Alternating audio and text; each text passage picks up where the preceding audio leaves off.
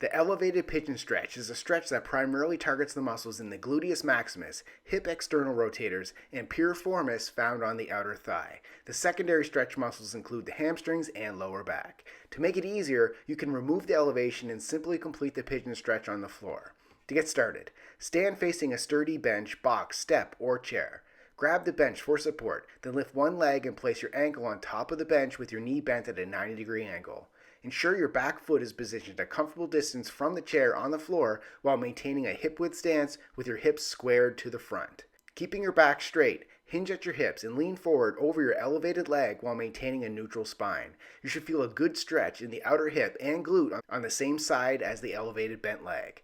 You can decrease the intensity by leaning less forward, or you can increase the intensity by leaning more forward or dropping your back knee to the floor. Focus on relaxing into the stretch by swaying back and forth to feel the opening of your hips. Breathe deeply to enhance the stretch rather than forcing your body into an uncomfortable position. Continue to sway back and forth in this stretched position for the desired amount of time. Switch legs and repeat. Subscribe to get a new exercise video every day.